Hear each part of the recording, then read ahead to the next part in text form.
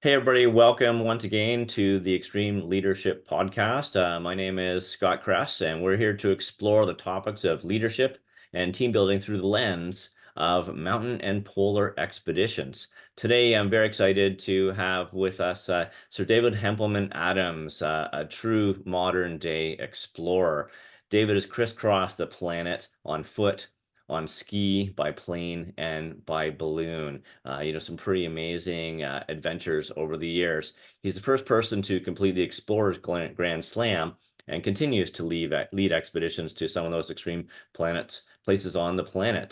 Dave and I were just talking about his upcoming trip to Baffin Island and the Akshiak Pass. So David's experiences from the highest peaks and the polar landscapes offer some unique insights into leadership and team building. And we're excited to explore that today. So welcome, David, and thanks for spending some time with us today.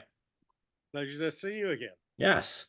So exciting to hear you're heading back up to Baffin Island. I wish I was going to Baffin Island this year, but I am not. Having just gotten back from Antarctica myself, the screenshot in the background is our South Pole picture, but I would be excited to hear about your trip and how it all goes. But Dave and I first met actually on Baffin Island a number of years ago. We were both leading expeditions across the Akshiak Pass, and our paths crossed one day on out on the ice of the frozen rivers, and we spent a few hour or a little bit of time chatting, and have kept in touch. And so great to have David on board with us here today. So before we get into the topics of leadership and team building, I think it'd be great for people to learn a little bit more about David. So David, first of all, can you start off, just tell us a little bit about your background, how you started in climbing, how you started in polar expeditions, and a little bit about some of your accomplishments. So I just went to a regular school and state school, and what they had in this country, and you have in Canada as well, is a thing called the Duke of Edinburgh's Award. Mhm. And I started off then. I was a young 13-year-old, and that was the first time I'd ever went down and saw the mountains. And I've often said, for me, notwithstanding getting the North Pole, South Pole, or climbing Everest, the hardest thing I've ever done, and the scariest thing I've ever done, was doing my Duke of Edinburgh's Bronze Yeah. Award. Yeah. And the reason why was because purely it was the first time I'd ever been away Yeah. from home, first time I shared a tent, first time I had to cook for myself, and it was scary. But it was so beautiful. I knew I would like to do this for the rest of my life, Mhm. and so it was a light bulb moment. I went on to do the silver and then the gold award, and I'm still involved with the Duke of Edinburgh's Award to this day. And I'm a pretty well. I'm very biased, but I've got three girls, and I made my girls do the bronze, silver, and gold award as well. So it's a great scheme. And during that time, I would hitchhike out up to some big peaks in the UK, up to what we call Snowdonia in the Lake District in Scotland, just climbing with your mates, and then go on the get out to the Alps. We hitchhiked out to the Alps and Mhm. did some pretty stupid stuff. But, when you're fit That's and young and yeah. stupid, you can do some great stuff. And we learn from all of those experiences, like, Yeah, I've often say there's no such thing as failure. yeah. The only person who ever failed in his life was the person who knew they could do it in their heart but never actually went out and tried it. Mhm. Yeah, some of my greatest learning experiences have been through failure. And I often say, you know, when everything goes perfectly and you're successful, there's not often the same level of learning because there's just everything went as planned. But it's when all these unexpected things come up, that's when we learn. We learn about ourselves, we learn about leadership, we learn about teams. Now, I can't remember, were you involved with Outward Bound at various points, David? Well, I'm actually a trustee of Outward Bound right Yeah. now. Good. So it's Yeah. again, it's a great organisation Yeah. started up by the Duke of Edinburgh's Award, Yeah. well, the Duke of Edinburgh, and there was a great educationalist called Kurt Hahn, who was a German Yeah. educationalist, and uh, his mottos and his teachings are still going to this day. Yeah. And it was the Yeah. first big charity the Duke of Edinburgh, started. That would have been about 1954, probably. So it's been successful and still successful to this day. Mhm. And that's I didn't go through the Duke of Edinburgh process myself, but my entry into this world was through Outward Bound. Sort of through the rock climbing world and then getting involved in Outward Bound. And Outward Bound really put me on the path to where I am today, not just in my adventure side of my life, but also in the business side of my life, because Outward Bound really were the founders of the modern corporate team building environment. And I learned a lot of what I know today, or the foundations of what I know today, from Outward Bound. So one thing that I think is pretty amazing, and that it would be great to hear a little bit more about, is you were the very first person in history to complete the Explorers Grand Slam. So maybe you can tell people what that is and what's the significance of it.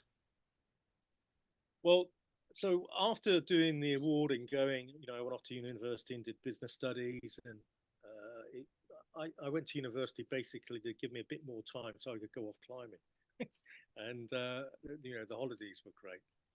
And then I went into business, and I've always been in business. So Mm. all these expeditions have been in my spare time. Yeah, I'm not a full-time adventurer, and it's always been a struggle to juggling to do business and then come back and go out away. So it's always been pretty tricky. But the Grand Slam is an interesting one. Was if you look at the seven summits, when I started climbing, my first big summit, which was McKinley, there was no such thing as a seven summits. And yeah, Pat Morrow, the Canadian, he did these things, and quite rightly, it was a great seven summits club. But I'd done a few of these mountains before I even realised it was a yeah, seven summit. But the Grand Slam was getting to the north and south geographical poles. And what I did it from the coast each time. You can do a shortened Grand Slam now by doing the last degree, um, and also climbing the highest mountain on each continent. So you've got Everest, of course, for the highest mountain on Asia. You've got Elbrus for Europe, McKinley for North America, Aconcagua for South America, Kilimanjaro for Africa.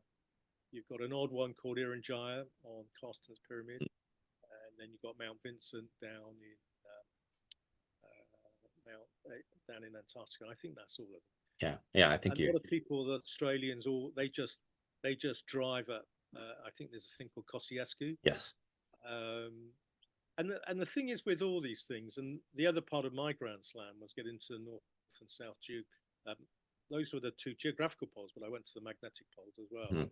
which in some senses were slightly more difficult. Certainly, the South Magnetic Pole, you Yeah, had to sail across the Southern Ocean, yeah, and of all of them, that was the most horrible yeah, thing I've ever done. yeah, But there was no, we didn't set it, or I didn't ever set out to do that. It slowly amalgamated, and yeah, then it got to a point where there were two or three of us getting close to doing this. One guy had to do Everest and a couple other mountains. I had to go to the North Pole three times before I mm, succeeded on the yeah. coast. So like all these things, it worked out and it was nice to do. Yeah, it's interesting. The nobody has skied to the South Pole, oh sorry, the North Pole geographic from land from Ellesmere Island since 2014, for various different reasons, ice conditions and logistical support and so on. And there may not be anybody else who completes the full Explorers Grand Slam as the way that you did it. I have done the coastal South Pole, but I didn't have the opportunity to do the coastal North Pole. And at this point, it doesn't seem possible. But this whole seven summits has turned into a massive, massive business for many, many guiding companies. Look at all the people who are seeking to do this. And I read just yesterday, I don't know if you've heard of this. I had never heard of it until yesterday. There's somebody who is completing something that he has termed himself the ultimate explorer's grand slam. And what he is doing is he has traveled to all 193 countries in the world and done the seven summits and gone to the North and South Poles. Now he's just doing the last degree, North and South Poles, but still going to those geographic locations. but still a pretty amazing goal, right? To do all those countries and the seven summits and the North and the South. So, pretty phenomenal. And when completed, and I think he's hoping to do the North Pole this year, which would be his last. And then he would be the first person in history to complete that series of accomplishments. He's from Ireland, by the way, which I just read about. So Yeah. Well, great. it's not his fault being Irish. Pardon me? It's not his fault being Irish. No. Okay. So, one last thing before we get into the topics of leadership and team building, as a business, cold climate expeditions, maybe do a little plug. I know this is similar to you and I. We both have our businesses and do expeditions on the side, but there might be some people looking to do a trip with you. I don't know if what your situation is these days, besides Yeah. the upcoming Baffin Island trip. Yeah.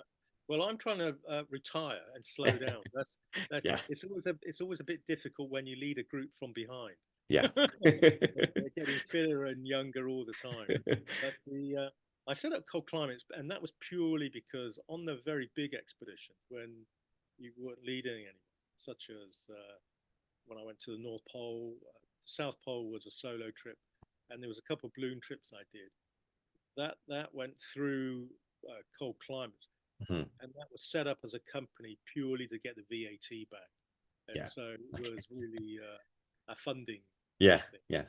Then, I've never gone out to. I've never wanted to be a guide. It was just that some friends said, "Look, how about taking me to Baffin, or how about to the South Pole?"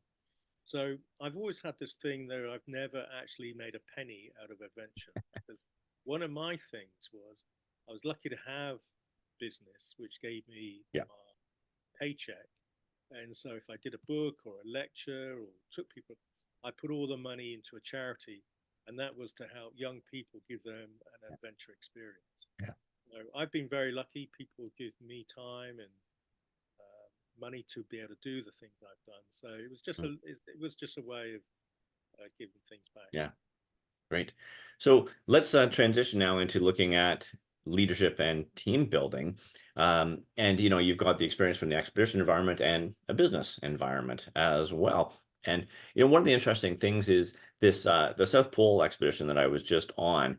Uh, Many people on that trip came up to me at the end and said this is one of the greatest and most satisfying expeditions they'd ever been on. And it wasn't just because we achieved our goal, getting to the South Pole. It was about how we achieved our goal. It was about the culture. And maybe just because of my background in leadership and team building, put a very big focus on building the team and really focused on communication, trust, support, culture. And people said that just made a huge difference in the overall experience for them. It wasn't just about trudging to the pole. It was about doing it with a group of people that you cared about and supported. And it made it a much, much more valuable experience for folks. So leadership, a big part of that. So, from your experience, what do you think are the traits and characteristics that are critical for leading teams in extreme environments? I think it's very interesting, and I thought about this, is that a lot of the people who want to go along, they want to actually go along. And so they might be out of their comfort zone and they've always wanted to do these things before they retire or the Yeah. fact that they can't do it anymore. So they come with very little experience. And it's always getting them over that hump of trying to uh, break it down into small chunks. And I think if you say, okay, we want to do the South Pole, for example, but let's just start off with we go out and do a simple hill with a group of people, Mm. see how you get on. And I've always found, for me anyway, um, I call it a pint of beer test. And you can do all the psychometric testing you like. You can put them over some really, really hard cross country runs and all the rest of it, get them cold and hungry and all the rest. But I think you can make up your mind with an individual how they're going to get on within 5 minutes over a pint of beer. And just chatting, just ordinary chatting, if this is going to work. And there's been one or two people that I've said, you know what, I don't think this team is the right team for you. And maybe you should go out and try something else and then come back. And it's just recognizing my limitations and also the group's limitations. What you don't want is some great greyhounds, super, super, super fit, and then you get some guys who aren't so fit, Yeah. and then that causes conflict. So you've got to work it out, and yourself from your experience, Yeah. a group, however small or big, can only go at the speed of the slowest person. So if you're only doing 1 mile a day, and you're going to lose your contact and your pickup and everything else, that's going to cause trouble. So it's trying to weed out those problems before they arise. And you're quite right. You're always going to get problems. You're always going to get problems with equipment. You're always going to get problems with people, and it's adapting what you've got to make sure you get the group to the end. And touch wood, I've never failed on it. The only expedition I've ever failed on was I was going to do a balloon trip across Everest, and we were at base camp on the Chinese side, and 9/11 happened, Mm-hmm. and we were kicked out. They closed the airspace, the whole. Yeah. I've never gone back, and I just thought it was such bad karma. I never wanted to go back. Yeah. And so that's the only trip. Yeah. And I have failed, but I've always gone back and done it because, Mm-hmm. again, you learn from it. Yeah. And if you can learn from it, you can go back and hopefully it would work out. Yeah. So as you say, a big part of the leader's job is getting the right people on the team. I always say I can teach people whatever they need to learn from a skills perspective. It's just making sure that there's the culture perspective and the values that we're all going to work effectively together. Because as you say, things are not going to go perfectly, and we need to be able to work through these challenges together as a team. So what are some things you think a leader can do that really instills confidence and trust within their team? I think you've got to really set out the expectations to start with, and just try and be honest. I heard a story, and I don't know if it's true, but a lady got all the way up to Everest Base Camp, and she was demanding a cappuccino each morning. Well, that's fine, and they might be able to do it, but if you're out on the South Pole, you're not going to get a cappuccino. So No. you're setting those expectations. Yeah. And you're quite right. Union Glacier now, they've got fantastic comms. When people realise they can't get on a mobile phone and there's no contact, it's those sort of basic things that, if you want to go out to the toilet, there's not going to be a toilet seat, or there's not going to be, you're out there in the wild. So it's really setting those expectations right from the start, and if they think it's going to be warm just because it's sunny, they're going to get a surprise. Yeah. So I think that's really, really, really important. And the fact, if the whole group can ski and you've got one person who can't ski, that's going to slow things down. So you've also got to have, within those parameters, you've got to have people who can. It's surprising, actually. I'm going to contradict myself. I know some people who say I can ski and they can't stand up. Yeah. And some people will come along and they've got natural balance and they pick up cross country skiing within a day, and they don't slow down. Yeah. And of course, the other big problem, as you know, is if you've got a lot of weight and you're pulling a lot of weight, that makes a big difference on skis as well. Yeah. So it's just really setting those expectations right from the start. And the bigger the group, again, the bigger the group is always going to be slower. Yeah. So, and with the South Pole, the last degree, you've got other elements that come into it with altitude sickness. And as you know, altitude has got no respect for age or fitness or sex. It's just everyone's own physiology is different. So people don't expect it at the South Pole. Yeah. Yeah. And when you get dropped off, you're surprised at how breathless you are at Mhm. a lower altitude. And so, you know, what I always do is say we're not moving that first day, and then you slowly build up the mileage. If you can do Yeah. 4 hours the first day, then 5 hours the second day. Yeah. So they know, and Yeah. when they look at the distance they do in the first day, and you're going to be picked up Yeah. in 6 days, they're going to say Does that not. doesn't work. Yeah.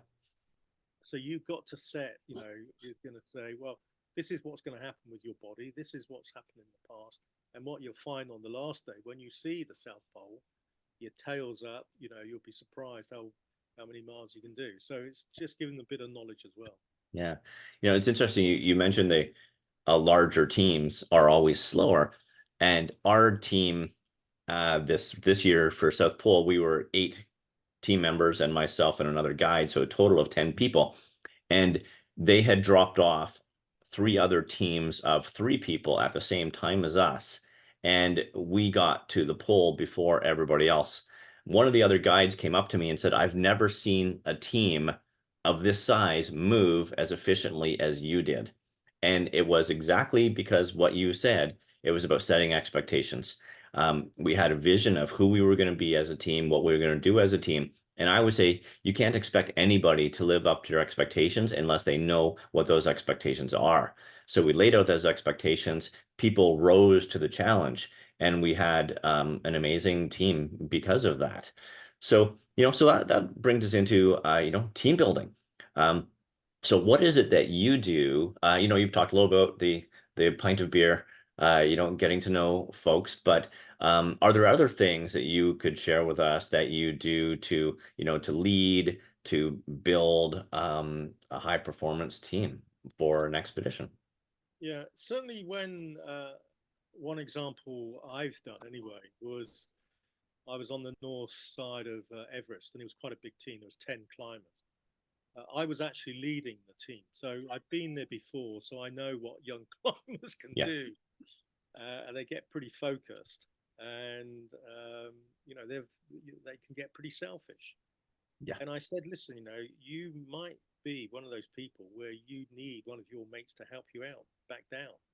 And so we got to do this as a team. And to stop any clicks, any ropes or two, I said, right, you've all got to split up. And what we'll do is over the course of, we acclimatized over, I think it was 4 weeks, we would spend so many days with a different person. yeah, yeah. And what you had to do is find out, what school they went to, did they have a girlfriend or boyfriend, what were their job was, just to try and find out a little bit about their background and Mhm. share their background. Yeah, And that worked very, very well, and that stopped any clicks yeah, that might have happened. And we did have a couple of problems with people suffering from altitude, and we all helped each other. So mhm. in that sense, it worked very, very well. Yeah, yeah. I always say that one of the teachings that I have in my team building and leadership programs is that relationship is the foundation of all high performance teams. I would say that we don't do things for each other because we have to. We do things for each other because we want to. And we actually did a very similar process that you did on our Everest climb as we were going from the Nepal side. We have a 10-day walk to base camp, and each day we would walk with somebody different and get to know that person and build those relationships. Because one of the things that I say is, when the shit hits the fan, I want these guys to want to help me Yeah. and I want to help them. So it's building that relationship. So building on that then, so how would you could you define what is a high performance team? Could you put a definition to it? Ooh, I mean, I've never thought about putting a definition to it. Yeah, I think the fact any team that gets and accomplishes their goal is a high performance team. yeah, And I think anybody who sets out to do something and achieves it, and that they're all still talking to each other at yeah. the end of it, That's the key. and they are friends after. And some of my best pals, this guy I'm taking the bath in, he's been become a lifelong friend, And I've got interesting those guys who started when I did my bronze award, Duke of Edinburgh's award. They're still great friends. Yeah. So, and that I think that's the key. Yeah. They do become great friends. Yeah. And I think it was 2 years ago I went to Baffin, and there was one guy who pulled his back, and it would have been very easy just to get a snowmobile in and get him out. And I'm pretty sure a lot of teams would have done that. But what this team did, they said, right, we'll carry his weight, we'll give him a bit of help, we won't put a tent up, we'll use the hut, and we got him to the other side. Mhm. And as it transpired, when he got home, he found he had two broken ribs and he had a slip disc, and we got him Yeah. that whole distance with those medical problems. Yeah. So That very much, it was team, right? It was that team effort. People yeah, cared about each other and they worked hard yeah, for the whole team's success. When I climbed Mount Logan, Canada's highest peak back in '99, with a really great group of friends, and I'm actually still in touch with all of those folks. I went on to climb Denali and Everest and Alma de Blom and Vincent with one of my buddies, Angus, who was on that trip with us, and the other folks I still keep in touch with as well. So change. We've talked a little bit about change here and there, but we always say that change is the only constant. And certainly in an expedition environment, nothing goes exactly as planned. Change is always happening here. So when a dramatic change occurs, how do you, as a leader, process it? And then how do you share it with the team? well, I think you've got to try and do it in a safe environment rather than spur of the moment. And occasionally you've got to make a spur of the moment decision. But you've got to try and weigh up all the factors. And then I always say, right, this is a team decision. Whilst you might have your own views, you might steer them into that decision, but it has Yeah, to be, they have to get that buy in, yeah, because if they don't buy into it, then yeah, you're stuck. yeah, And I've often said that, look, if there's two of you, you can't have a team leader with two. The other guy's got to buy into it, or you're stuck. So that's what you got to do. yeah. You've got to depends what it is, but you've got to weigh up all the different scenarios Hmm. and then share it and discuss it. One of my teams to the South Pole, we had a guy who struggled, um, and we were going to. In fact, he had a mini stroke, so we had to get him out. But we were falling behind on the time, and so we discussed it as a team, and we put some. They came in and picked him up, and we put some of our gear, and we all got to the pole in the end, and it was fantastic to see this guy back at Union Glacier, fit as a fiddle. But you got to go through all try and get back into one tent and discuss it rather than say, right, this is what we're going to do. You've got to bring them along with you. Hmm. Yeah. So yeah, change is a very important part for leaders, and processing it yourself, and then thinking about how you are going to share it with the team and get, as you say, get the buy-in, get commitment from people to move forward in a united way. Um, so resilience is something that's important in business and obviously super important in expeditions, whether you're climbing an 8,000-meter peak, whether you're on a polar expedition. That's something that you have to bounce back from physical challenges, emotional challenges, changes. So as a leader, how do you help individual team members and teams be resilient, do you think? I think again you've got to set the parameters. You've got to set expectations. I found, if you tell people when you get out of that airplane out of Kaluwa and it's -20, it's like a slap in the face. Hmm. I've never ever got to the top of those stairs, coming down those steps in the Kaluwa and thought, oh, this is going to be easy. It's always you're coming from a warm plane, and it's always a shock.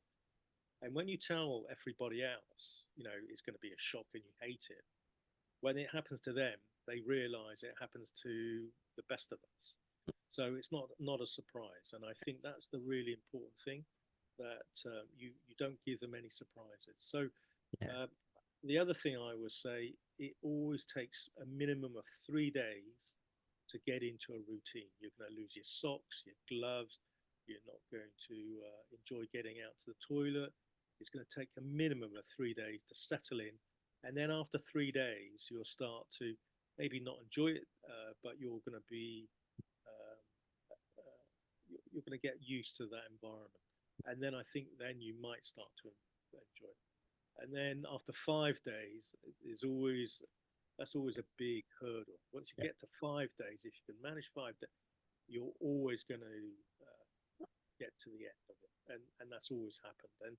And once they realise the first 5 days are going to be tough, then after that fifth day, you're going to finish it, and that invariably happens. You can see them counting down the days, and then they're up and running.